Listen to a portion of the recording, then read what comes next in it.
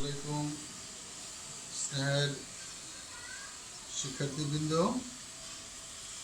আজ 15 November 2020 MBA এর শিক্ষার্থীদের অনলাইন ক্লাসে স্বাগতম। তোমরা এই করোনা ভাইরাস মহামারীর সময়ে স্বাস্থ্যবিধি মেনে বাসায় অবস্থান করছো। আমরা এরই মাঝখানে তোমাদের সাথে ভার্চুয়াল ক্লাসের বিভিন্ন কোর্স নিয়ে আলোচনা করছিলাম। তোমাদের সাথে আমার নিয়মিত একটা ক্লাস হয় কর্পোরেট ফিনান্সিয়াল রিপোর্টিং। আমি কাজী ফারুক আহমেদ, সহযোগী অধ্যাপক, হিসাব বিজ্ঞান বিভাগ, ঢাকা কলেজ, ঢাকা। আমরা ফিনান্সিয়াল স্টেটমেন্ট ডিসক্লোজার চ্যাপ্টারটায় আজকে শেষ ক্লাসের শুরুতে তোমাদের সাথে এই ফিনান্সিয়াল স্টেটমেন্টের বিষয়গুলো আলোচনা করেছিলাম। ফিনান্সিয়াল স্টেটমেন্ট কাকে বলে, কি কি কম্পোনেন্টস ফিনান্সিয়াল স্টেটমেন্টে থাকে এবং একটি প্রতিষ্ঠান কিভাবে তার ফিনান্সিয়াল স্টেটমেন্টগুলো ডিসক্লোজ করে। থিওরিটিক্যাল আলোচনার পাশাপাশি আমি তোমাদের প্রবলেম সলভিংও আলোচনা করেছিলাম। আজকে আরেকটি আলোচনার বিষয় এবং এটা প্রবলেম সলভিং করব, সেটা হলো এটা ফিনান্সিয়াল পজিশন কিভাবে প্রস্তুত করে। গত ক্লাসে একটু আংশিক আলোচনা করেছিলাম, আজকে আর একটু পুরো আলোচনা করছি। আমি কিছু ডাটা তোমাদেরকে তুলে ধরছি একটি প্রবলেম থেকে। এটার আলোকে আমরা ফিনান্সিয়াল পজিশন প্রস্তুত করি। Rose Company supplied the following information: prepare a statement of financial position for the month of 31st August 2019. ডাটাগুলো হলো একটি ট্রায়াল ব্যালেন্সের ফরম্যাটে দেওয়া আছে। ক্যাশ ডেবিট 5,400 টাকা, অ্যাকাউন্টস রিসিভেবল 2,800 টাকা, prepaid insurance 2,400, supplies 1,300, equipment 60,000, notes payable ক্রেডিটে 40,000, accounts payable 2,400, common stock that means share 25,000, calls in arrear 1,000, fees revenue 13,500, salaries expense 3,200, utility expense 800, advertising expense 4,000। এগুলো লেজারের ব্যালেন্সগুলো ট্রায়াল ব্যালেন্সে দেওয়া আছে এবং ট্রায়াল ব্যালেন্সটা দুই পাশে মিলানো আছে। এছাড়া আদার ইনফরমেশন আছে। Insurance expire at the rate of টাকা 200 per month.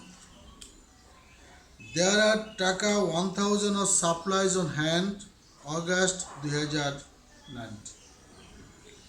Monthly depreciation is taka 900 on the equipment. Interest of taka 500 accrued during the August on the notes payable. Taka 35,000 of the notes payable are long term. এই যে ডাটাগুলা তোমাদের সামনে আমি তুলে ধরলাম, তোমাদের সামনে হয়তো বই নেই, এই কারণে আমি ডাটাগুলো সব তোমাদের সামনে তুলে ধরতে হলো। এই ডাটার আলোকে আমি একটা financial position, statement of financial position প্রস্তুত করব।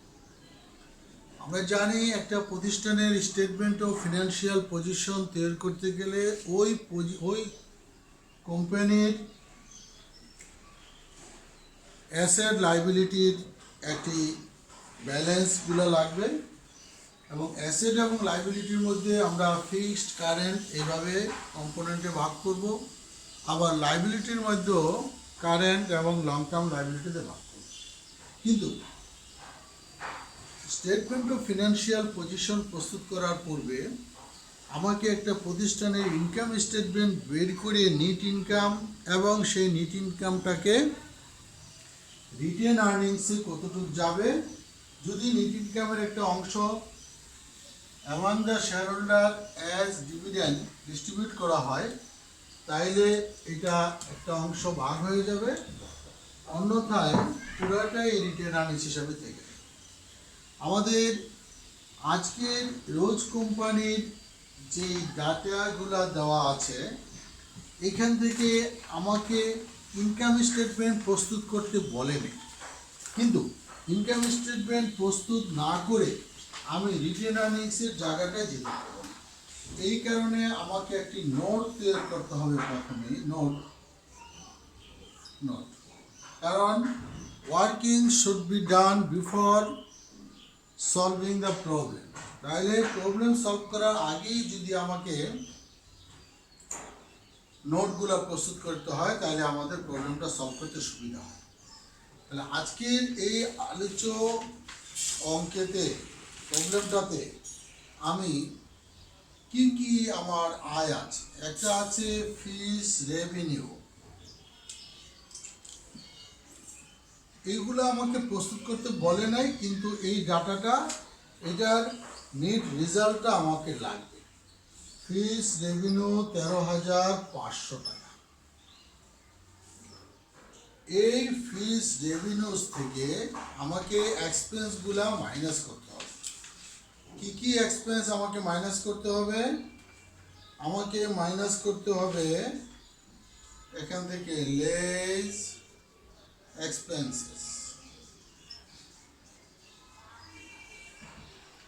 এক্সপেন্সেসের মধ্যে আমার কি কি এক্সপেন্স আছে? এখানে আছে স্যালারিজ এক্সপেন্স,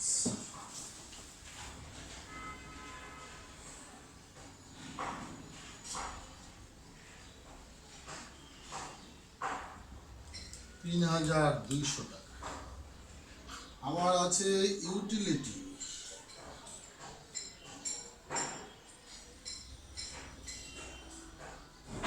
ইউটিলিটিজ এক্সপেন্স আছে 800 টাকা। আমার অ্যাডভার্টাইজিং এক্সপেন্স আছে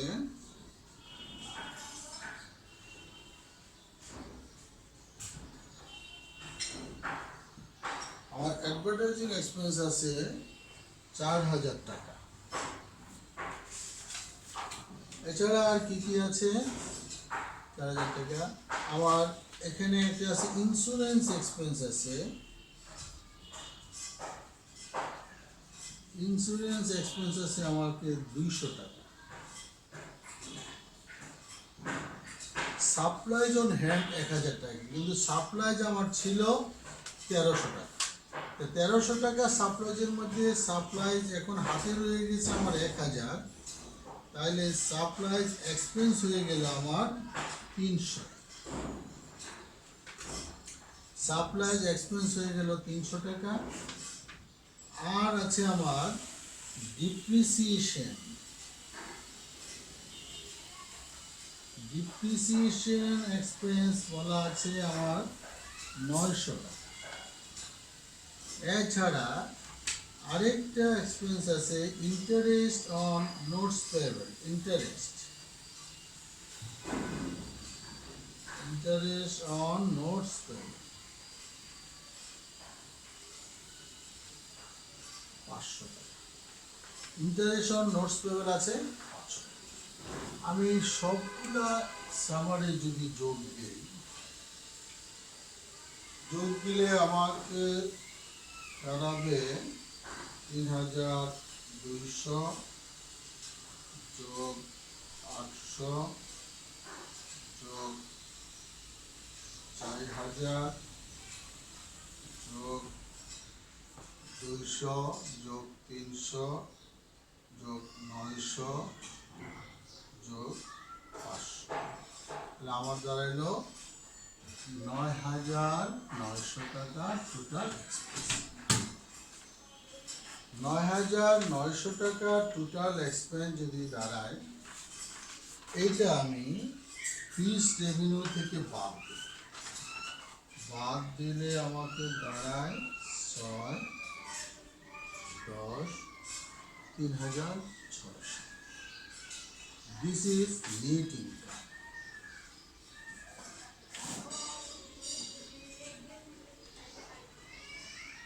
দিস ইজ নেট ইনকাম। এই নেট ইনকামটা আমাকে এই অঙ্কতে প্রস্তুত করতে বলে নেই, বাট এই নেট ইনকামটা প্রস্তুত না করে আমি স্টেটমেন্ট অফ ফিনান্সিয়াল পজিশনে যেতে পারবো। এই কারণে এই নোটটা বা এই টিকাটা, এই ওয়ার্কিংসটা আমি প্রবলেম সলভ করার আগেই আমাকে নেট ইনকামটা বের করে নিই। তোমরা খেয়াল করে দেখবে যে এই ডাটাগুলো এখানে দেওয়া আছে, এই ডাটাগুলোর মধ্যে কোথাও বলা নেই যে নেট ইনকামের এত টাকা ডিভিডেন্ড হিসেবে ডিক্লেয়ার করতে হবে, নেট ইনকামের একটা নির্দিষ্ট পোর্শন এনি স্পেশাল ফান্ড অথবা জেনারেল রিজার্ভ ফান্ডে ট্রান্সফার করতে হবে, এরকমও কিছু বলা নেই। তাহলে এই নেট ইনকামটাই আমাকে সরাসরি রিটেন আর্নিংস হিসাবে ট্রিট করতে হবে, কারণ এইটা পুরাটাই রিটেন হয়ে গেল, পুরাটাই সংরক্ষিত হয়ে গেল, এখানে কোনো ডিস্ট্রিবিউশন কিছু নেই। তাইলে আমরা এখন যাই স্টেটমেন্ট অফ ফিনান্সিয়াল পজিশনে। যদি আমি যাই তাহলে আমাকে এরকম একটা ছক করে নিতে হবে, দুটো টাকার ঘর করে ফেলি, ছোট বোর্ড। পুরো স্টেটমেন্ট অফ ফিনান্সিয়াল পজিশনটা হয়তো এক ছকে দেখানো যাবে না, আংশিক আংশিক করে দেখাতে হবে। টাকা, এখানে আমি লিখতে পারি অ্যাসেট, উপরে লিখবো Rose company,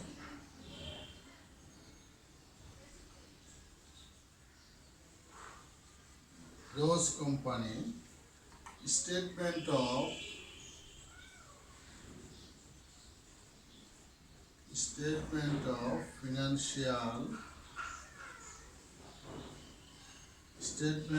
financial position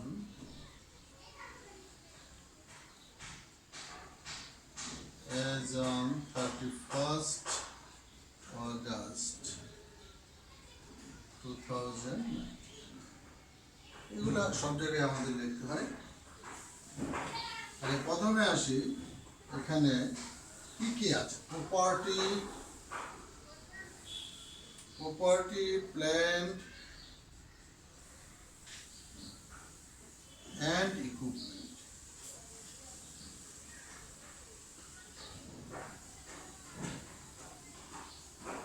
Property, plant and equipment, it's a broad head. এর আন্ডারে আমরা যত রকমের property, plant and equipment, that means fixed অ্যাসেটগুলো আছে, এই ফিক্সড অ্যাসেটগুলো আমরা পর্যায়ক্রমে আমাদের ডাটাগুলোর মধ্যে দেখব। প্রথমে আছে ইকুইপমেন্ট।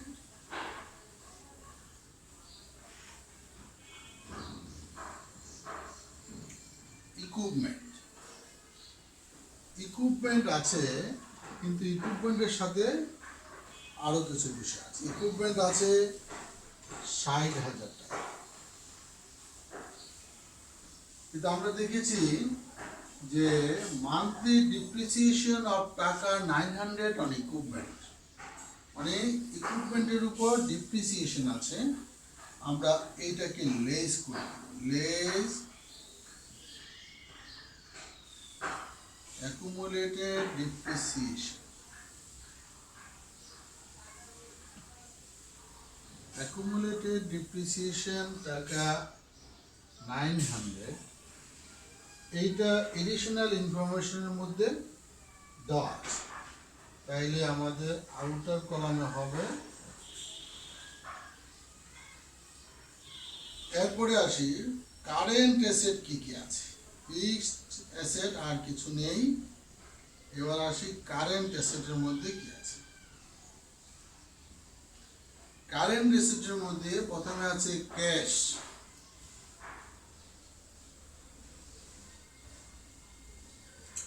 ক্যাশ টাকা আছে।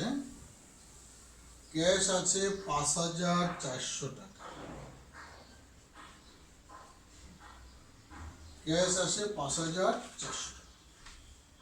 আমরা যতগুলো কারেন্ট অ্যাসেট আছে সবগুলো এখানে অ্যাকুমুলেট করব। তাইলে ক্যাশের পরে থাকে অ্যাকাউন্ট রিসিভেবল।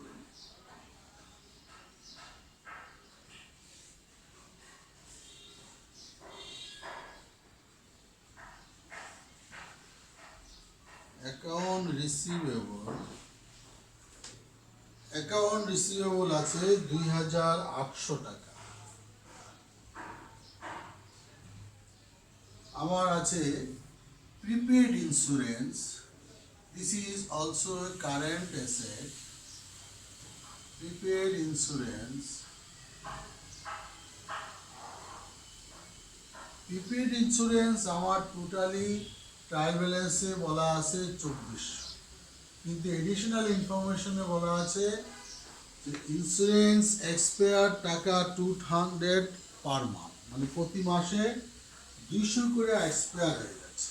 তাইলে আমার আর প্রিপেড থাকে ৫০০। This is also current asset. এবং সাপ্লাইজ আছে।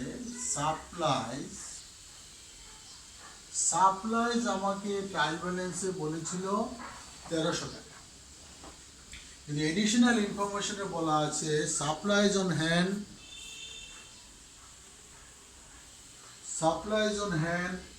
১,০০০ টাকা। তাইলে আমার সাপ্লাইজ হাতে ছিল ১৩০০, এখন হাতে আছে ১,০০০। তাহলে আমার ১,০০০ টাকায় কারেন্ট অ্যাসেট আর ৩০০ টাকা আমার খরচ হয়ে গেছে, এক্সপায়ার। এই সবগুলা যদি যোগ দিয়ে আমি আউটার কলামে বসাবো, হবে কত? ১০, ১৪, ৪, ১, ৮, ১০, ১১। আমার হলো ১১,৪০০ টাকা। These are the property, plant and equipment, that means fixed asset, and these are the current asset of a Rose company for preparing financial position. It is the part of asset side. We know statement of financial position broadly can be divided in two parts. One is asset side and asset part. Another is liabilities and equity side. Now we have already been completed the asset part of financial position, and there are two types of asset. One is property, plant and equipment, that means fixed asset. Another is current asset, the asset which are converted in cash within very short term like 1 year. This is called current asset. And these components are cash, account receivable, prepaid insurance, supplies. But property, plant and equipment, it's a long-term asset. Which asset should be engaged in a particular company for more than 1 year. These are the property, plant and equipment. Now we add fixed asset and current asset. দুটি subtotal এখন যদি আমরা যোগ করি তাহলে আমাদের দাঁড়াচ্ছে ৭০,৫০০ টাকা। ৭০,৫০০ টাকা। These are the total asset. These are the total asset. শিক্ষার্থীরা তোমরা খেয়াল করবে এই এরকম একটা পৃথক পেজে আমি প্রথমে অ্যাসেটগুলোকে আমি ক্লাসিফাই করে ফিনান্সিয়াল পজিশন স্টেটমেন্টটা প্রস্তুত করার জন্য শুধুমাত্র অ্যাসেট পাসটা তোমাদেরকে এখানে আমি প্রদর্শন করতে পেরেছি। যেহেতু বোর্ডগুলো ছোট, এখানে আমরা একই সাথে পুরো স্টেটমেন্টটা একসাথে দেখাতে পারছি না। তাইলে আমরা স্টেটমেন্ট অফ ফিনান্সিয়াল পজিশনের যে বৃহৎ একটা অংশ, যে অ্যাসেটগুলোকে ক্লাসিফাই করে লেখা, সেই জিনিসটা আমরা লিখতে পেরেছি। এই পাশে প্রপার্টি প্ল্যান্ট এন্ড ইকুইপমেন্টের কীভাবে হলো, কারেন্ট অ্যাসেট কীভাবে হলো, এই ডাটাগুলা already been given in trial balance, and another information are be shown in additional information below the trial balance. These are the asset pass, these are the asset side of statement of financial position. The next time, after preparing asset side, then we prepare the liability and equity components of another side of statement of financial position. These are liabilities and stockholders equity.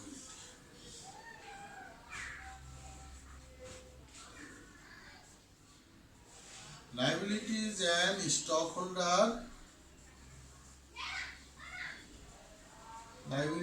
and stockholders equity. Liability and stockholders equity. এখানেও there are so many components of liabilities and stockholders equity. It's a broad term for statement of financial position. Now we can write current liability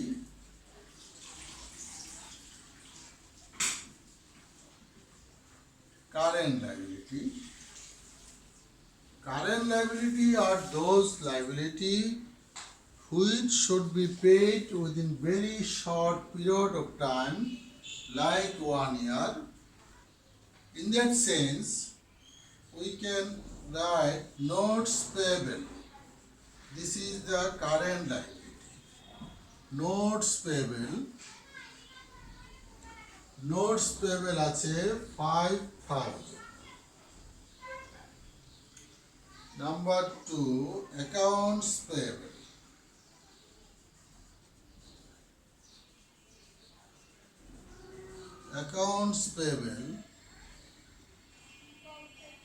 This is another current liability. এগুলা খুব দ্রুত সময়ে পরিশোধ করতে হবে। Interest payable.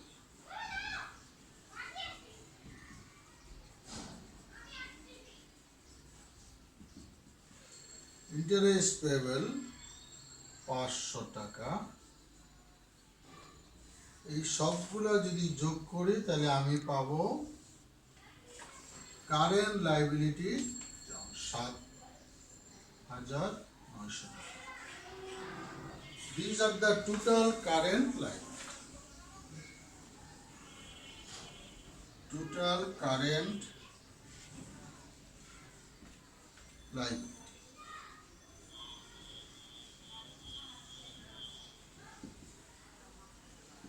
These are the total current liability. The statement of financial position এরকম classify করে করে কারেন্ট লাইবিলিটি গুলা ধরে ধরে পৃথক ভাবে লিখতে হবে। এখন লাইবিলিটিজ এন্ড স্টক হোল্ডার্স ইকুইটির আরেকটি পার্ট থেকে যায়, আমি শুধু লাইবিলিটি অংশটা লিখতে পারছি এবং লাইবিলিটির মধ্যে শুধুমাত্র কারেন্ট লাইবিলিটি আমাদের এই ডাটাগুলোর মধ্যে ছিল, সেটা লিখতে পারছি। এখন স্টক হোল্ডার্স ইকুইটি এর আগে এখানে লং টার্ম লাইবিলিটিও বলা যায়। তাহলে long term liability, that means stock holders equity সহ লং টার্ম লাইবিলিটি।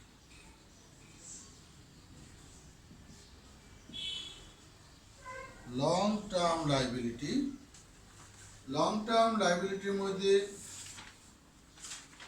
অঙ্কটার দিকে যদি আমরা তাকাই তাহলে আমরা খেয়াল করে দেখব এডিশনাল ইনফরমেশন নাম্বার 5 এ বলা আছে টাকা 35,000 of the notes payable are long term. আমাদের এই ইনফরমেশনে নোটস পেয়েবল বলা আছে 40,000। 40,000 নোটস পেয়েবলের মধ্যে 5,000 টাকা গেল কারেন্ট লাইবিলিটিতে। কেন? আমাকে স্পেসিফাই করে দিছে যে নোটস পেয়েবলের 35,000 টাকা ইজ লং টার্ম। তাহলে আমি নোটস পেয়েবলের এখানে লিখবো আমি notes payable 35,000 it's a long term liability. এটা দীর্ঘ সময় কারবারে ব্যবহার হবে, এই কারণে নোটস পেয়েবলটা আমি আলাদা করে লিখে ফেললাম নোটস পেয়েবল। এটা সরাসরি বাইরের কলামে লিখলে হবে কারণ এর সাথে আর কোনো যোগ বিয়োগ নেই। তাহলে notes payable it's a long term liability. এখন আসি কমন স্টক।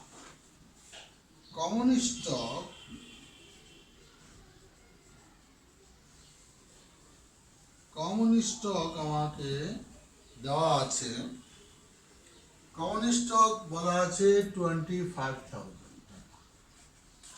কমন স্টক মানে সাধারণ শেয়ার। এই সাধারণ শেয়ার বলা আছে 25,000।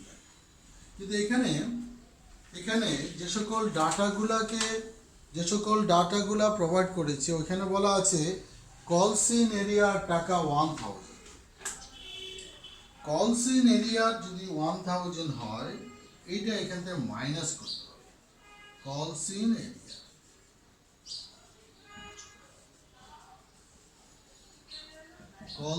এরিয়ার টাকা 1,000, এটা মাইনাস করার পরে আমি বাইরে লিখব 24,000।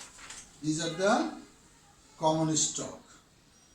শিক্ষার্থীরা তোমরা খেয়াল করে থাকবে, আমি এই প্রবলেমটা সলভ করার পূর্বেই তোমাদেরকে একটি টিকা লিখেছিলাম।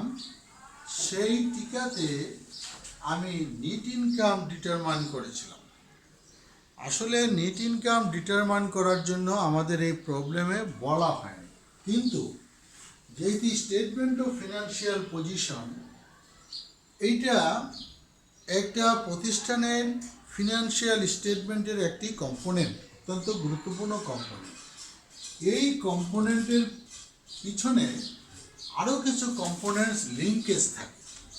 অর্থাৎ আমাকে ইনকাম স্টেটমেন্ট বের করতে হবে, ইনকাম স্টেটমেন্ট বের করে আমাকে নেট ইনকাম ডিটারমাইন করতে হবে, এবং নেট ইনকাম ডিটারমাইনের পরে আমাকে দেখতে হবে যে এই নেট ইনকামটাকে কতটুকু রিটেন আর্নিংসে ট্রান্সফার করা হয়েছে, এবং এই নেট ইনকামটা থেকে কোনো রকমের টাকা ডিস্ট্রিবিউট হয়েছে কিনা। ডিস্ট্রিবিউট বলতে এটা ডিভিডেন্ডে ট্রান্সফার করা হয়েছে কিনা, এটা কোনো রকমের রিজার্ভে ট্রান্সফার করা হয়েছে কিনা, এনি স্পেশাল ফান্ডে ট্রান্সফার করা হয়েছে কিনা, এরকম কোনো তথ্য আমাদের এই প্রবলেমটাতে নেই। তাহলে নেট ইনকাম আমার যা হয়েছিল, আমরা টিকাতে যা বের করেছিলাম সেটাই আমাদের এখানে হবে retained earnings.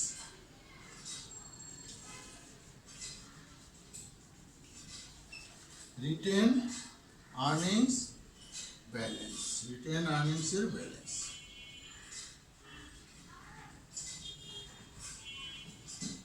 Retained earnings balance এটা বের করা হয়েছিল 3600 টাকা।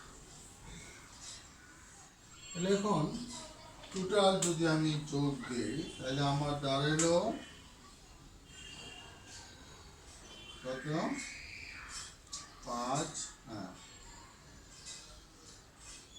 70,500 টাকা। 70,500 টাকা। এই যে 70,500 টাকা, this is total liabilities and stock holder security. আমরা এটাকে লিখব total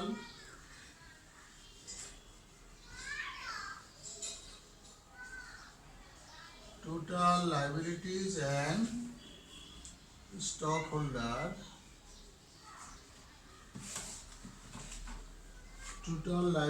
and stockholder equity।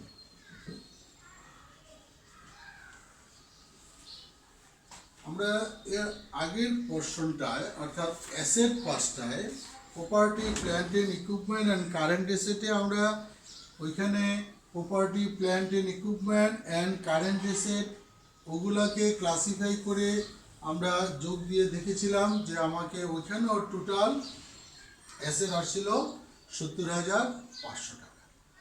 R liabilities and stock holder সিকিউরিটিতে এখানে কারেন্ট লাইবিলিটি একটা সাব টোটাল করে দিয়ে গেলাম, হলো টোটাল কারেন্ট লাইবিলিটি 7,900 টাকা। লং টার্ম লাইবিলিটিসের ক্ষেত্রে নোটস পেবেলে 35,000 এবং কমন স্টক থেকে কলসিন এরিয়ার মাইনাস করে বাইরে বসালাম এবং রিটার্ন আর্নিংস ব্যালেন্স বসানোর পরে এখানেও total liabilities and stock holder সিকিউরিটিতে আসলো 70,500 টাকা। তাহলে একটি প্রতিষ্ঠানের স্টেটমেন্ট অফ ফিনান্সিয়াল পজিশন অবশ্যই এটা অ্যাকাউন্টিং ইকুয়েশনের মতোই দুই পাশ সমান হবে, অর্থাৎ asset pass equal to liability and stock holder security দুই পাশ সমান হবে। আমরা ছোট্ট একটি প্রবলেম এখানে তোমাদের ভার্চুয়াল সিস্টেমে আমি বড় প্রবলেম তোমাদেরকে দেখাতে পারছি না, কারণ এখানে বড় প্রবলেমগুলো হলে ডাটাগুলো তোমাদের খুব এ করে দেখতে হবে, নখদর্পণে দেখতে হবে, তারপরে এটা করা যায়। যাই হোক, এই ছোটো প্রবলেমের মাধ্যমে তোমরা বড় প্রবলেমগুলোতে ঢুকতে পারবে এবং সলভ করতে পারবে। শিক্ষার্থীরা তোমরা খেয়াল করে থাকবে, আমি বেশ কয়েকটা ক্লাস তোমাদের এই statement of financial position and ডিসক্লোজারের উপরে আলোচনা করেছি এবং থিওরি এবং প্রবলেমও সলভ করেছি। আজকে এই 3 নম্বর অধ্যায়ের শেষ ক্লাস। আগামী ক্লাসে তোমাদের সামনে আমি আবার নতুন একটি চ্যাপ্টার নিয়ে উপস্থিত হব। আজকের এই প্রবলেমটা যদি তোমরা বুঝে থাকো, আমার বিশ্বাস তোমরা আরও বড় প্রবলেমও সলভ করতে পারবে। তারপরও বাসায় এই প্রবলেম সলভ করতে গিয়ে হয়তো নানান রকমের সমস্যা হবে। তোমরা যেহেতু ঢাকা কলেজে সরাসরি আমাদের সাথে সম্পৃক্ত, আমার বিশ্বাস প্রত্যেকটা স্টুডেন্টের কাছে আমার ফোন নম্বর আছে, ওভার টেলিফোনেও আমার সাথে যোগাযোগ করতে পারো, মেসেঞ্জারে যোগাযোগ করতে পারো, অথবা যে কোনো মিডিয়াতে যদি যোগাযোগ করে প্রবলেম আমার কাছে পৌঁছাতে পারো, তাহলে আমি তোমাদেরকে বোঝানোর খুব চেষ্টা করব। এই ক্লাসের বাইরেও তোমাদের সাথে আমাদের যোগাযোগ সবসময় আছে এবং থাকবে। এই মহামারীর সময় যেখানে সমস্ত শিক্ষা প্রতিষ্ঠান বন্ধ, কিন্তু আমরা ঢাকা কলেজের শিক্ষার্থীরা কিন্তু বসে নেই, আমরা ঢাকা কলেজের শিক্ষকরাও বসে নেই। তোমাদের সাথে আমরা বরাবরই যোগাযোগ করছি বিভিন্ন পড়াশোনা নিয়ে এবং প্রবলেম সলভও আমরা এই ভার্চুয়াল ক্লাসে তোমাদেরকে করাচ্ছি, আরও ভবিষ্যতে করাবো। আজকের এই ক্লাস এই পর্যন্তই সীমাবদ্ধ থাকবে। আমার স্নেহের শিক্ষার্থীরা, তোমাদের সবাইকে আমার প্রাণঢালা অভিনন্দন ও শুভেচ্ছা জানাচ্ছি এবং আমি প্রত্যাশা করব স্বাস্থ্যবিধি মেনে সবাই পরিবারের সাথে অবস্থান করবে এবং পড়াশোনাও করবে। আমাদের জন্য তোমরা দোয়া করবে। তোমাদের সবার শুভকামনা জানিয়ে আজকে আমার ক্লাস এখানে শেষ করলাম। ধন্যবাদ সবাইকে।